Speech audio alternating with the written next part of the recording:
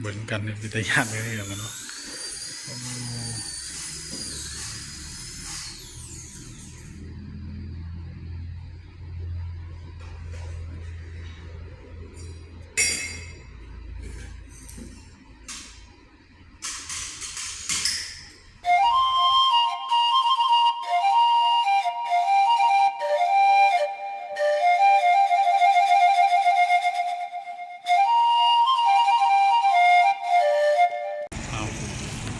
ตัดป่าปามนี่ก็มาแล้วพี่น้องเลยเนาะ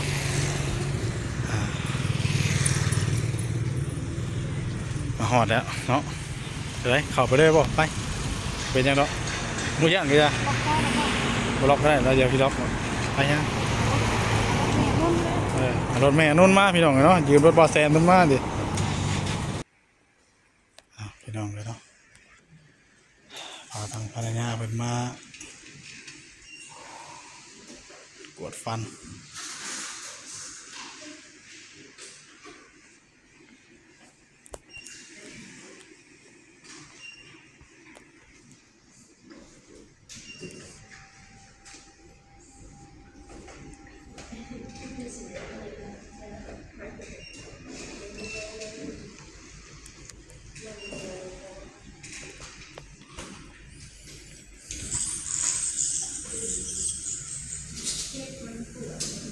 เจ็บมาเลย2 มื้อเลย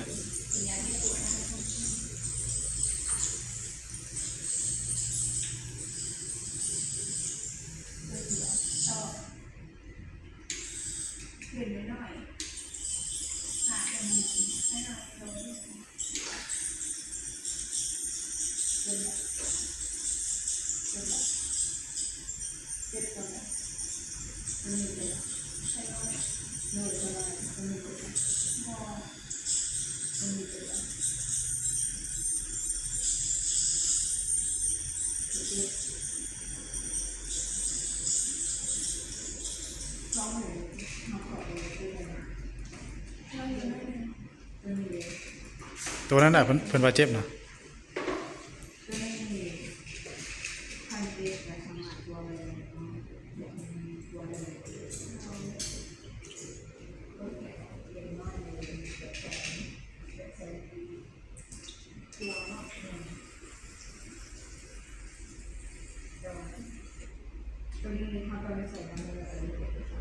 ถอนบ่นะทอด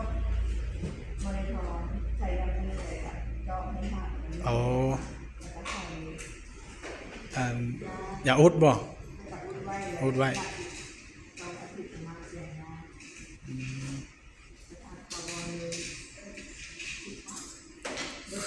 มาดิอ๋อ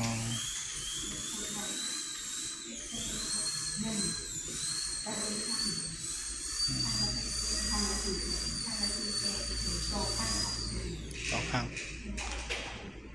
แล้วบ่เจ็บนะ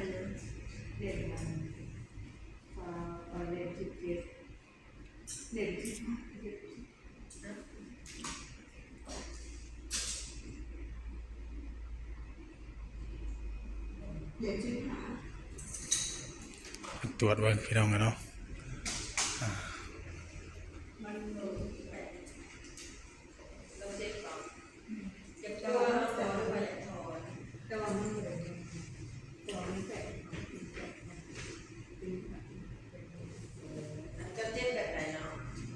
เจ็บ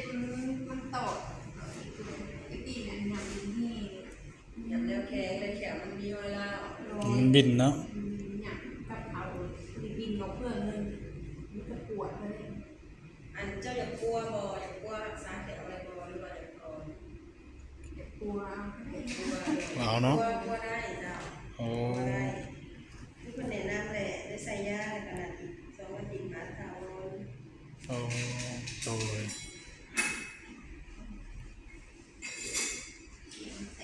แก้วมันแตกทำอย่างเขามันมีลูกเนี้ยเล่นเป็นบินเนาะ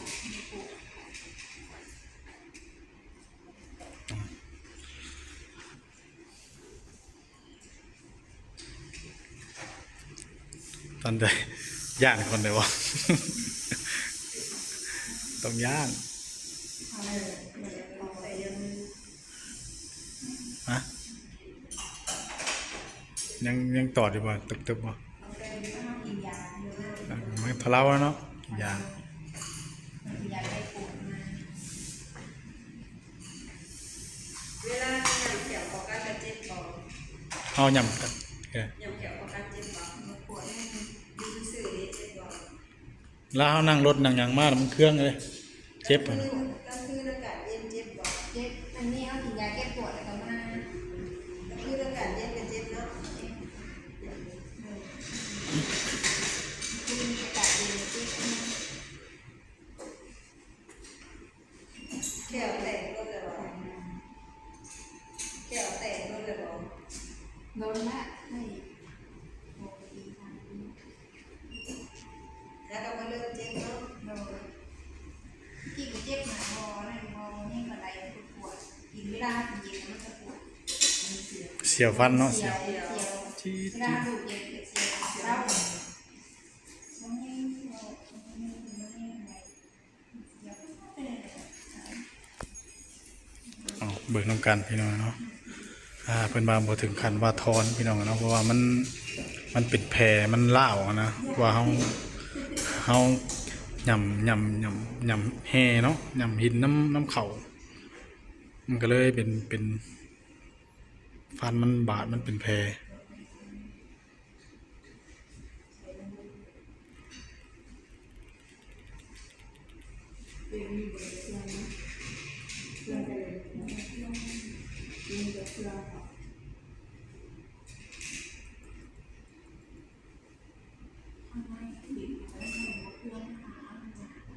ก็เรียกยามาทำปูนะนะมันไม่ทำปูชนเองทำเลย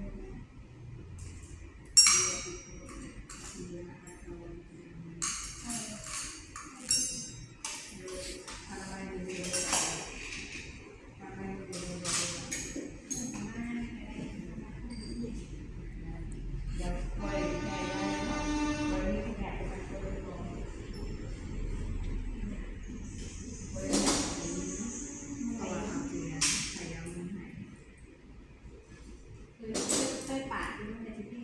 ปาดยากเลย ไม่ยากแล้วอันแรกติ๊ก เดี๋ยวอยากกินอยู่แล้ว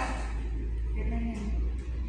อย่าเพิ่งเด็นใส่น้อยเลย ใส่อะไรปกติเลย ทิ้งเลย ใส่ไป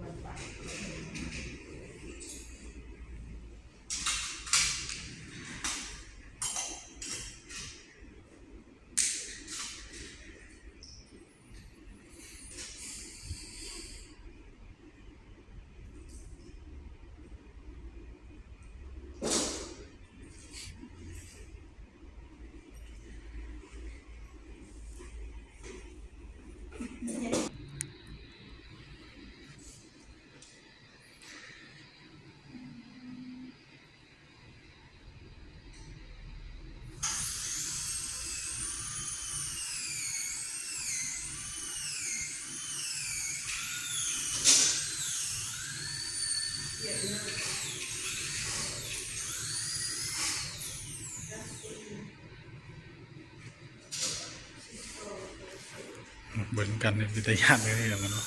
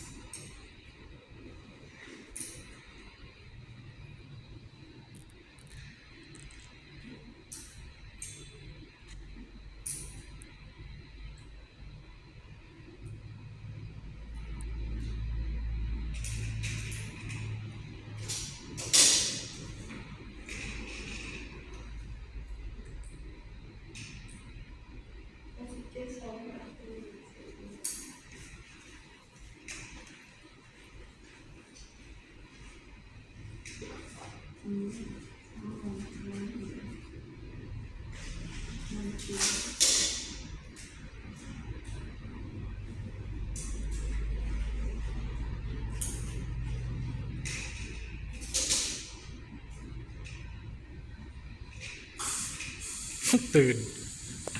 ตกใจเลยพี่น้องเลย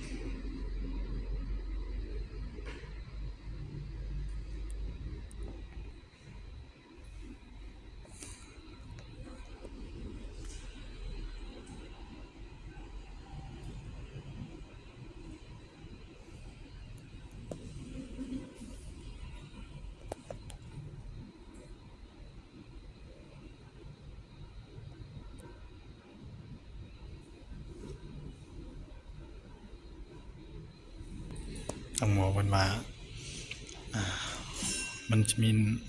น้ำหนองออกมาน้ำพี่น้องเนาะเพราะว่ามันบวมอยู่ในเจ็บ2 มือเลยเปิดยาทำไมยให้เลยพอถึงกันกับบาทอนพี่น้องเนาะเพราะว่าแขวเขามันแตกมันเล่าวเขาเคยยำแฮยำอย่างมาก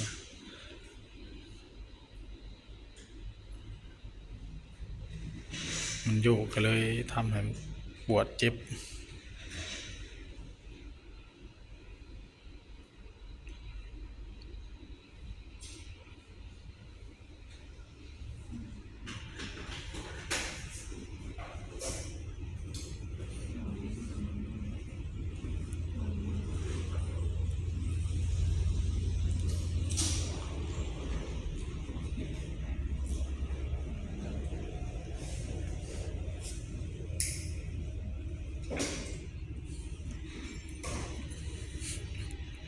มาปวดฟันพี่น้องเนาะขนาดคือมาศัลยกรรมอย่างนั้นเนาะมีเครื่องมือแบบทันสมัยเลยพี่น้องเกี่ยวกับพันโดยเฉพาะเลยกับแขว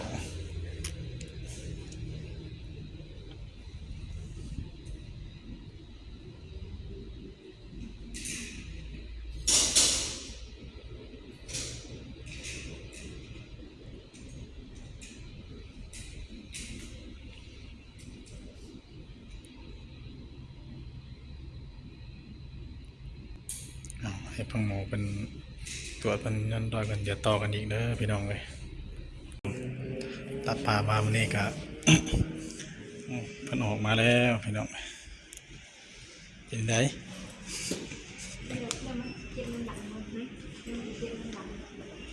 ตัวนี้บอกอัน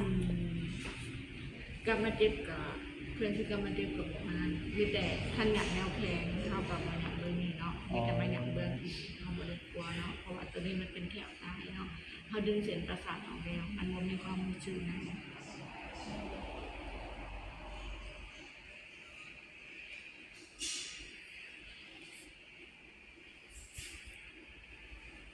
ตัวนี้เขาละ2 อาทิตย์ 2 อาทิตย์ วอนเนาะ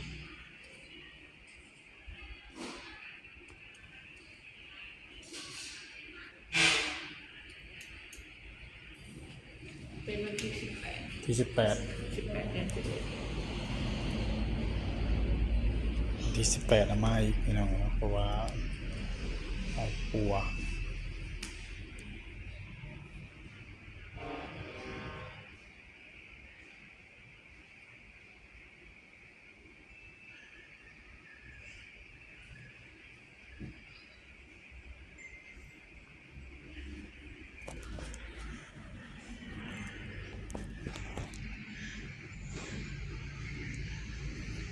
เจ็บบ่ 4 แสนปี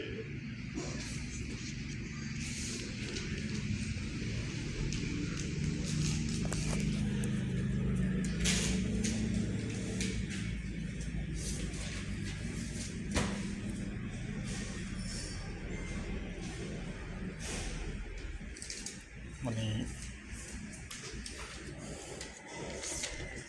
นี่แหละคือบินตัวนี้มาเนาะแต่ว่าเข้ามา โดยไม้มาทุกมัดถาวรเนาะ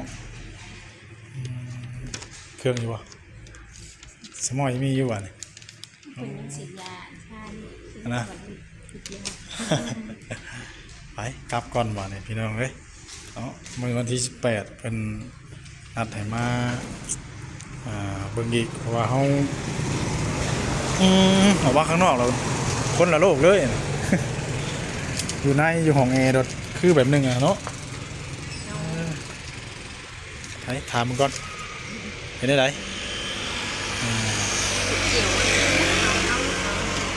คือแขวนี่เพิ่นว่าบ่จำเป็นต้องถอนเนาะ ก็ได้ เพราะว่ามันบินบ่เนาะ บินเนาะ มันบินได้พี่น้องมันก็เลยเจ็บเลยบวมบัดนี้รักษาไปว่าตัวบินบ่ให้มันเจ็บหั่น วันนี้กับเป็นถาวรด้วยเนี่ย เป็นถาวรเลยเจ็บเลยคือมันว่าเอาเส้นประสาทออกบ่กินนี่ ตอนที่เป็นการเนี่ยเกี่ยวเรื่องนี้คือมันมีความรู้สึกแบบ เอา รู้สึกว่าดีหยับโอเคได้แต่ว่า ช่วงที่นี้เฮารักษาใหม่เฮาก็ต้องหย่ำเบิ่งอื่นก่อนเนาะ นี่กับกูนแค่ค่อยกินไปได้ เอาบ่ได้เพิ่นเบิ่งให้ได้บ่ตัวมันโกนเฮาต้องอุดเลยเป็นหยังเฮามาบัดหน้าพุ่นละย่ำเจ็บเนาะ เอาอันนี้ก็เป็นเซมเนี่ย 800,000มันบ่เนี่ย ก็มา อ๋อ คือรอบนี้นะรอบตะบิดนะ400,000เนาะมาอีกรอบหน้านะแม่น800,000บาทนี่พี่น้องเลยอ๋อ800,000เกือบล้านบ่ได้รักษาแก้ว ถาวรเลยนะนี่เป็นยังพูดแต่ว่าเป็นจะได้ ถ้าว่าถอนได้ค่ะว่าถอนบ่ได้แบบใด ตอนจะเป็นว่าเป็นมันจำเป็นต้องก่อนกันได้ โอ้ เพราะว่าเกี่ยวมันจะ มันบ่แม่นชาติว่าแมงเนาะมันบ่แม่นชาติว่าแขวแมงได้พี่น้องเนาะ เกี่ยววิน แขวเฮามันบินมันแบบมันซ่าแบบเฮาหย่ำอะนะเพิ่นตรวจเบิ่งแล้ว เป็นนองยุบด้านนอง พี่น้องเอง มันจะเย็บยอด โอ้มันบวมนัดมาอีกพี่น้องเนาะเอ้าก็คือเฮาก็ติดตามที่เพิ่นสร้างเพิ่นบอกกันแหละมาอีกเทื่อนึงแล้วก็ฮอดมื้อนัดเฮาก็มาแต่มันเศร้านะ 48ป่ะ ที่18เฮาก็สิได้กลับเมื่อเกี่ยวข้าวเกี่ยวน้ำแล้วบัดนี้พี่น้องเอ้ยเนาะโอ้ยบุญขอบคุณ จะเบิดยาชา ได้ เจ็บกันอายุ เอาบ่สิยาชาใช่บ่บ่ได้ชอบเมื่อยบ่มันเฮ็ดเวลาเพิ่นเอานั่นบุญเอานั่นหยังแทงนะสมัยสิมีอยู่ โอ้ยเจ็บค่ะแกเบิดยาชาปวดเจ็บอายุเจ็บค่ะ ต้มข้าวกินแล้วนะจ๊ะ กันคือใช้ต้องฝังนะ เอาโอเคพี่น้องเนาะสำหรับคลิปนี้ทั้งบ่าวอำเภอก็ได้ขอตัวล่ำลาจบคลิปแล้วพี่น้องเอ้ยพาไปเมื่อก่อนบ่ายนี่เนาะกลับก่อนนี่เด้เนาะใกล้ตลาดนี่แหละพี่น้องเอ้ยคลินิกปัวแขวดิโฟเนาะ